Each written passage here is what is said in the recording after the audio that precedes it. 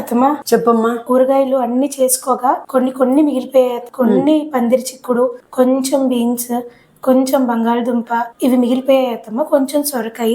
ఇవి సపరేట్ గా కూర చేయండి సరిపోవు అత్తమ్మ. కొంచెమే ఉన్నాయా? చాలా కొంచెం ఉన్నాయి అత్తమ్మ. సరే అయితే ఏం చేస్తావంటే నువ్వు అవన్నీ కట్ చేసి పెట్టు, కూర చేస్తాను. ఓకే. అన్ని కట్ చేసేసావా? కట్ చేశాను అత్తమ్మ. సరే అయితే ఉండు, ఏం చేయాలో నేను చేసేస్తాను. ఉండు, కర్రీ చేసేస్తాను. ఓకే అత్తమ్మ. ఇదిగోమ్మా, కొంచెము సొరకాయ, ఈ బీన్స్, ఈ పందిరి చిక్కుడు ఇవన్నీ వేసేసి బంగాళదుంపలు నీళ్ళల్లో కడిగి పెట్టుకోవాలండి.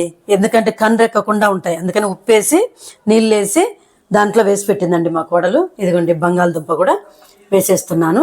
ఒక గ్లాసుడు నీళ్లు పోసుకుందాము. కొంచెము పసుపు అండి, నేను కల్లుప్పే వేసుకుంటానండి. కొంచెమే వేసాను. మా కోడలు మాత్రం ఎప్పుడు దేంట్లైనా సరే మెత్తటి ఉప్పు వేసుకుంటుందండి. ఇంకా కుక్కర్ పెట్టేద్దామండి. ఒక్క విజిల్ చాలండి. ఎక్కువ పెడితే అవి మెత్తగా అయిపోతాయి ముక్కలు. మీరు అనుకోవచ్చండి విడివిడిగా ఉడకబెట్టుకోవచ్చు కదా అని చెప్పానండి. మనము హడావుడిగా ప్రొద్దున సాయంకాలం వంటలు చేస్తూ ఉంటాం కదండి. అందుకని అన్ని ఒకేసారి పెట్టేసుకున్నాం అనుకోండి, ఒక విజిల్ తో సరిపోతుంది. రుచి కూడా మీకేం మార్పు ఏం రాదు, చాలా బాగుంటుంది. ఇదిగోండి విజిల్ వచ్చేసింది, అయిపోయిందండి.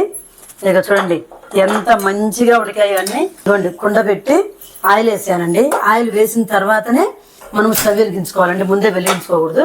కుండ కదా. పోపు గింజలన్నీ వేసేద్దామండి. అదిగోండి పోపు వేగిపోయింది. ఇప్పుడు కొంచెము కరివేపాకు, లైట్గా ఇంగు వేసుకోండి, ఎక్కువ వద్దు, కొంచెంగా వేసుకోండి.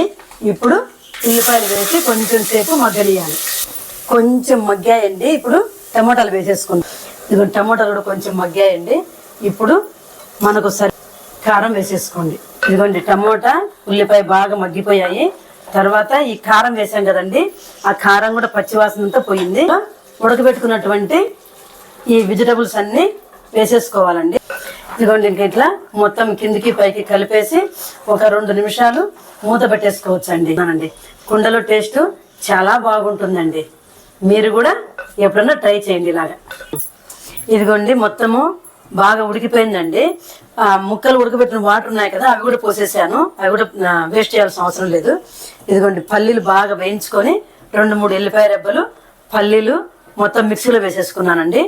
ఆ పౌడర్ వేసేసి దించేసుకోవటమేనండి. కరెక్ట్గా 10 నిమిషాల్లో కర్రీ అయిపోతుందండి.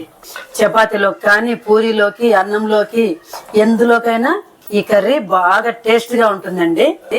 చాలా చల్లగా ఉంటుంది, తిన్నా కూడా టేస్ట్ కూడా అదిరిపోతుందండి.